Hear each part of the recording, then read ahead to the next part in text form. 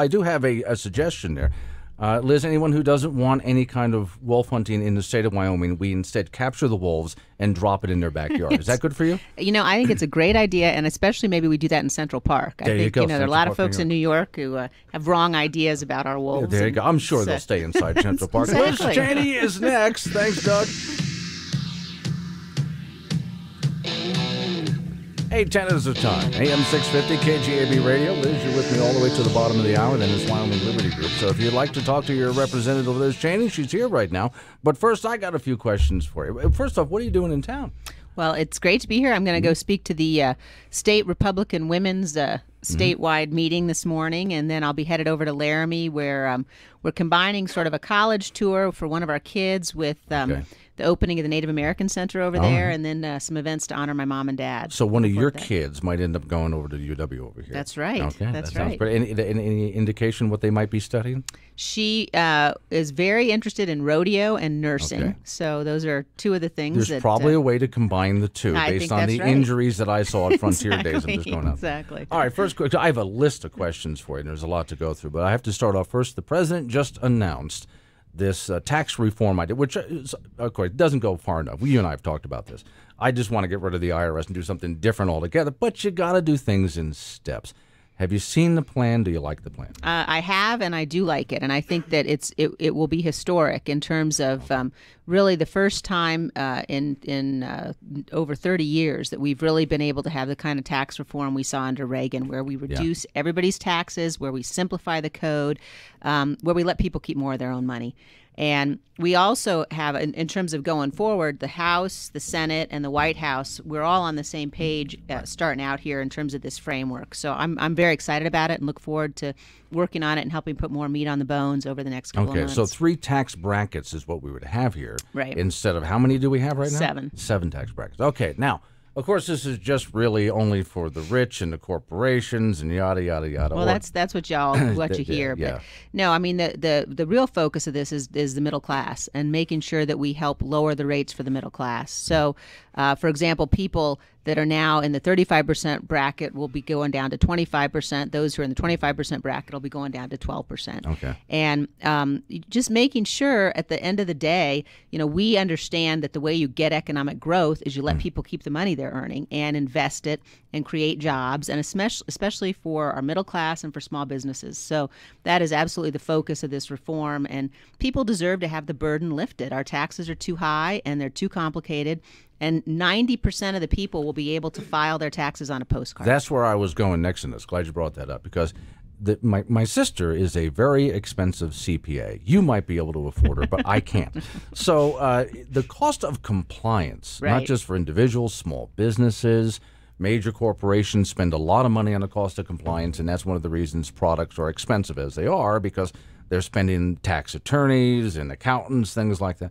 So if it's just one piece of paper, that would reduce the cost of compliance. It should be good for the economy. Absolutely. And, basically you've got this whole system that's grown up of loopholes that exist because you've had lobbyists be able to come in and say, well, the rates are so high, we got to have the loophole for this and a loophole for that. And that requires very complicated compliance, as you've said. So the idea here is get rid of those loopholes, almost entirely across the board, get rid of the deductions. The plan would keep mortgage deduction, it would keep charitable deductions, but for the most part, get rid of deductions, increase the base deduction from $12,000 to $24,000. But at the end of the day, say to folks, you can fill this out on a postcard. And that's how people ought to be able to do their taxes. Okay, but now we had a hard enough time getting an Obamacare reform out of the House of Representatives and getting it onto the Senate. How does this get through? Well, we did pass it out of the House of Representatives, and I'm very proud that we did, and I'm proud of the product that we passed. And I'm also very hopeful that the Senate will come back to it. I think they will. I think we've got to make sure people understand, John McCain played a very negative and damaging role. Frankly, both times around in the Senate. It's too bad because what he's done, along with Rand Paul and Susan Collins and Lisa Murkowski, is prevent us from getting rid of Obamacare. So John Barrasso, Mike Enzi are working very hard to get us back to being able to pass a version through the Senate that we can then get to the president. And as I said, I'm proud we were able to get that through the House. One big difference in terms of how we're addressing tax reform, there are 2 big differences. One is with Obamacare, you had a whole bunch of Democrats, pretty much all of the Democrats, saying, you know what, the current system is great. We want to stick with it. Now, obviously, they were wrong, and we're going to repeal it. But there's really nobody out there on either side of the political aisle saying the current tax code's great. Yeah. And so you have a less vested interest in maintaining the status quo. And secondly, we have this framework that we've agreed upon from the beginning with the House, the Senate, and the White House so that we know the direction we're headed in. And we'll make changes. There'll obviously be coordination that goes on as we fill out the details of it. But the president has laid out very clearly where he wants to go, and we're all on the same page in terms of the direction we're heading in. Okay, because I just personally, I take a look at even the tax reform and just the thought of, if you can imagine the political firestorm that's coming just because you're mentioning this tax reform. So that's all people are going to be screaming about, not discussing, not talking about for the next year or so. Well, and it is both, screaming and yelling from critics, but it's also, lobbyists on K Street who are going to say, well, wait a minute, you got to save my special deduction. You got to save mine and my loophole. And, basically we've just said we're not doing any of that. And we got to make sure this works for the American people and especially for the middle class. I have a caller hanging on here. But before I get to the caller, I just got to ask. Okay, big pet peeve of mine. We just passed $20 trillion. Yep. And I don't see any slowing down. And then there's already talk about raising the debt ceiling again here. How do you make them stop? Well, several things. I think, first of all, we have this law in place called the Budget Control Act that was put in place back in 2011 that aimed to reduce the debt. It put arbitrary caps on how much we could spend on defense and on domestic.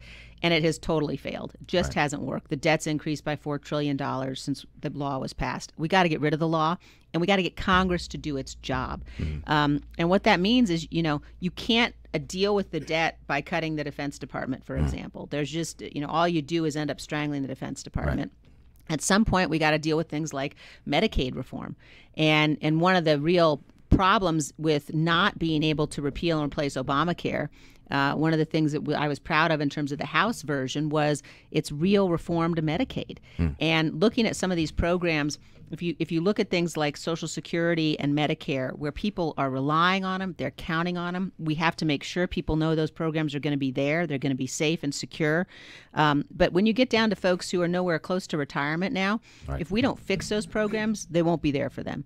So there's a lot of work we have to do in terms of looking at what is driving the debt and getting the spending under control. And we've got to be willing, in my view, as we look towards things like raising the debt ceiling, which I voted against this last time around, but we're going to be faced with it again in the next couple of months, getting some spending discipline in exchange for any agreement to raise the debt ceiling. Okay, we have someone who's been hanging on for a while here. This is Glenn. Do you have a question for Liz? Yeah, this is Sven Larson. First, I want to thank you, Liz, for being a very good representative well, thank of you, our Sven. state. Good to hear from you. And I wanted to kind of take that tax reform discussion a little bit further. I'm glad to hear that you're more optimistic about that than Obamacare reform, which I think was a tragic failure, and a lot of people, of course, are frustrated about that. But as am I. Yeah, but when you talk about this tax reform, one of the things that concerns me, I'm glad to hear that you want to simplify it, you want to cut the tax rates. But one thing that concerns me is that the profile of it seems to pile on more of the tax burden on higher incomes. As it is now, if I remember the numbers right, half of all working Americans don't pay almost no federal income taxes as it is, and this would exacerbate the imbalance. There's a lot of risks with that, relying more and more on high income earners to pay taxes. How do you see that? Well, I disagree with you there in terms of the description of the plan. I think that what you'll see is that the plan, first of all, reduces rates for everybody. Secondly, takes some steps that are really important steps. I think, we talked about simplification, but we're also doing things like getting rid of the alternative minimum tax, getting rid of the death tax. And, some people will say, oh, frankly, this is usually people outside Wyoming. They say, oh, the death tax, that's just for, really high income individuals. That's ridiculous. If you look at people that suffer from having to pay the death tax, it's our ag community. People that have got these family farms and ranches that they've had for generations, and they risk losing them because their kids aren't going to be able to afford the death tax. Death shouldn't be a taxable event. So, we're very much focused on how we can ensure that we simplify rates for everybody, that we lower rates for everybody, simplify the system. And especially if you look at things like the corporate side of things, we've got a corporate tax rate now that is, as you know, Sven, the highest in the industrialized world. And we got to get that down. So our plan proposes reducing it to 20%. We also have to encourage people to invest their money in the U.S. So we want to make sure that people aren't penalized, or taxed twice for money that they earn outside of the United States, and look for ways that we can bring money back in.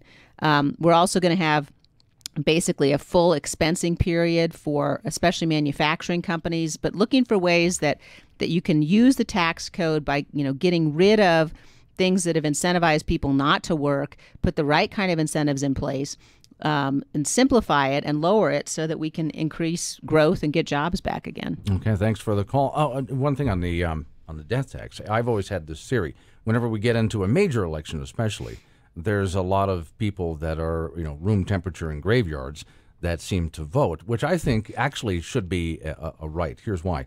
We fought a revolution over taxation without representation, right? Do we tax the dead? Yes, we do tax the dead. Therefore, they should be allowed to vote. The problem is they tend to vote Democrat. Right. Brain dead zombies and all that kind of stuff there. Okay, I got another call coming up, but I just got to ask you real quick. You were telling me just before we came on the air, you're working on a piece of legislation that would affect us here in Wyoming? Yeah, well, many pieces. The one that we were talking about is the package, is the sportsman's package, right, that we just marked up in the Natural Resources Committee, that has a whole range of provisions in it, including making it easier for sportsmen and for anybody to acquire suppressors, helping with a number of other Second Amendment rights issues, making it easier to have firing ranges, for example, in areas that are federally owned. But making sure that we're providing access for our sportsmen to areas, public areas, federally owned areas where it's so important for them to be able to enjoy the benefits of those. Part of that bill also is an amendment that I've added, which was a bill I introduced that would prohibit the judiciary from reviewing the delisting decision on the gray wolves. And that's something that obviously, we got to get the courts out of the business of, frankly, totally abusing their power and authority. Back to with the phones we go. This is Glenn on with Liz Cheney. Who's on the phone with me? Hey, Glenn. I have a question for Congressman Okay. Cheney. Kind of an important one, I think. I grew up remembering, or at the very end of the Cold War, and I'm kind of like, I think a lot of folks, deeply troubled about what's going on with North Korea, and I'd love Congressman Cheney to just give us her thoughts on, it just seems like a no-win situation, and I never thought I would be in my adult life back to the place where, living in Wyoming, I'm actually worried about what the heck they're going to do, and are we safe? Well, thank you so much for that question. And you're right. North Korea is a tremendous threat, and perhaps at this moment the biggest national security challenge we face. We spend a lot of time in briefings on North Korea in the Armed Services Committee. And there are several really important things we've got to do. One, I think that we're going to see a request come from the Defense Department for some supplemental funds for missile defense. And that's the first thing. We have got to improve our missile defenses so we can protect ourselves here at home in the event that you have Kim Jong-un make the terrible decision to launch against us. Number two, I commend President Trump for what he's been doing. I think making it clear to Kim Jong-un that any attempt to launch against us or our allies will result in the total destruction of his nation. And he's got to understand that that's a serious threat and one that he should not take lightly. But I think that, what we're seeing with respect to North Korea is a tremendous, very fast advance in terms of their missile capability, in terms of their nuclear program. And we've got to assume that today they can be in a position to launch against the United States and against the U.S. mainland. And I think we have to be clear about the fact that, diplomacy here, we have to keep trying, but I am not optimistic that we're ever going to be able to talk him out of his nuclear weapons program. I think we need the Chinese to get involved. The president has been very good at that.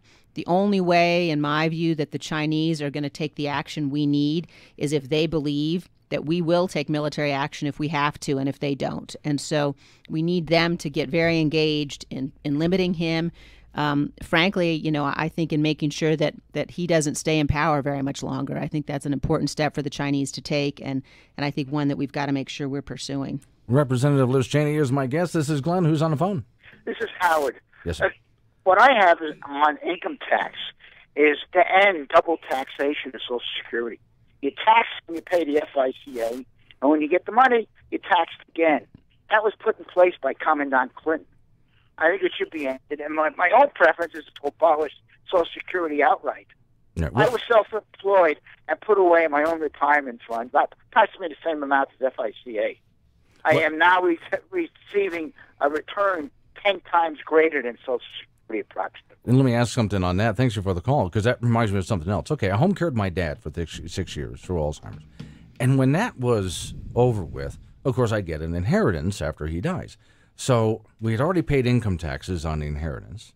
And then, of course, there's the death tax. Right. And then, of course, I have to pay an inheritance tax that I'm getting. And then I have my own income tax coming up. They're like quadruple dipping here by the time they get done. Right.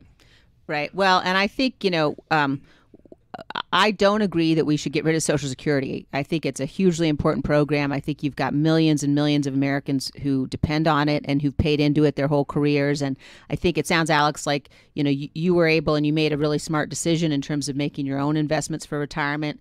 I think we got to find ways to encourage younger people, especially, to do more of that so that, they can control their own retirement accounts so that they can make the kinds of investments that they want that are going to have the kinds of returns that could exceed Social Security returns.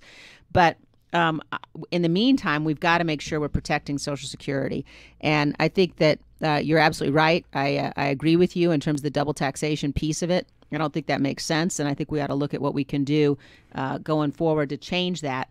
I think that it's not part of, and it won't be part of our framework right now for tax reform, but it's certainly something that we need to take a look at. I'm going to be on a commission that the Speaker has formed to look specifically at these issues of the debt ceiling and the budget going forward. And so all of these areas that have to do with entitlements as well as the Budget Control Act and the debt ceiling will be things I'm looking very closely at over the coming months. Good morning. This is Glenn. You're on the phone with Representative Liz Cheney. Who do we got? Oh, hi. This is Amy. I had a question on a lighter note. Could you tell me, Liz, what you think has been the biggest surprise to you since you've been in office? Oh, boy, that is just a can of worms. Go ahead. Well, thank you very much for the question, Amy.